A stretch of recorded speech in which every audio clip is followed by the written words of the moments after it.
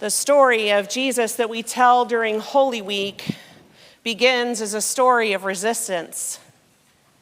Jesus parades into Jerusalem as his followers wave branches and throw cloaks down for him to walk on. He is not on a horse but a donkey. He is coming to the city at the time of the Passover feast where everyone is already gathered. And in this same moment, Pontius Pilate, the prefect of Roman Judea, would have been parading into the city as well, heading to the palace of Herod the Great. His would have been a show of strength and wealth in order to show his might. He would have ridden war horses, and his armies would have been carrying banners and wearing armor.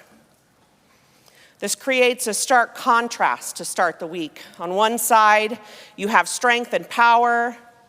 On the other, you have Jesus' ragtag bunch of freshly healed and empty-handed outcasts. The very next scene after this shows Jesus angry in the temple and flipping over the tables of the money changers. Resistance is a distinct hallmark of Holy Week. And so for us, it often becomes the besetting issue or the main theme in our story. And as such, it becomes one of sadness and struggle. And to be fair, that's because it is sad. There is struggle. The hero dies after being mocked and stripped and humiliated and pierced. He resists the powers and principalities, and then he loses his life. But our story doesn't start there. And it certainly doesn't end there.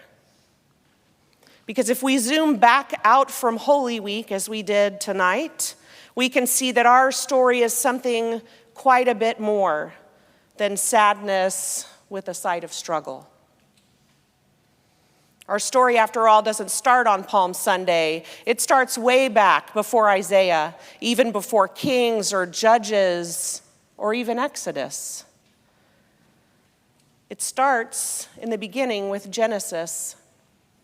And as John tells us in his gospel, in the beginning was the Word, and the Word was with God, and the Word was God.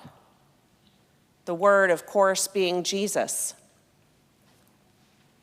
This means if Jesus was in the beginning with God, this means that what happens here in Holy Week is actually the culmination of thousands of years of God working in the world to show us clearly our own human propensity to sin, to resist, to war with one another and against God.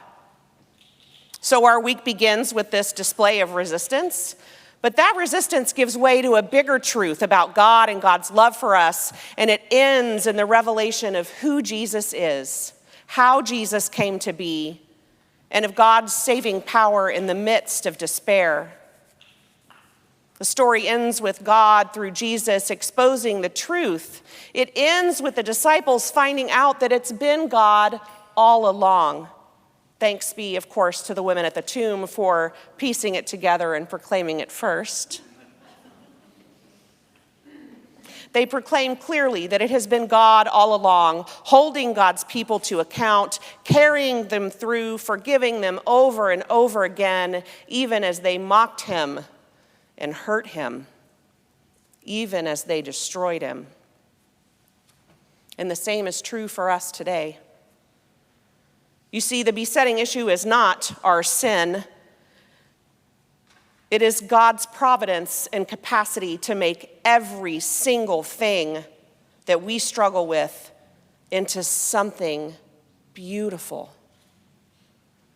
The point of the story isn't the crucifixion, it's the resurrection.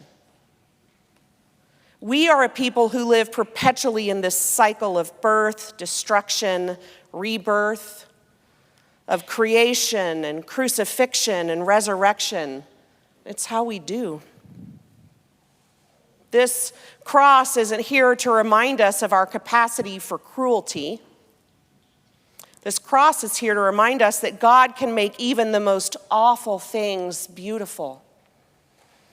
The theme of our story in humanity isn't sin, friends, it's love. God didn't put us here just to sin. That doesn't even make sense. We're here to experience and create love. We are here to co-create with God, utilizing the beauty that is inherent within us. You are here with God's Spirit within you to help facilitate renewal and creation with God. So do not worry over the powers and principalities of this world. Do wave your palms and shout Hosanna. Do face the powers and principalities with resistance. Go ahead and flip the tables. Demand justice, show up in love, and defend the ragtag bunch of outcasts and heal them while you're at it. But don't worry over the suffering loved ones. If we look around us and realize that we are trapped in the cruelty part, it's only because we are mid-cycle. As soon as the destroying is over, we will come once again to the resurrection, and that's a promise. It happens every day all around us.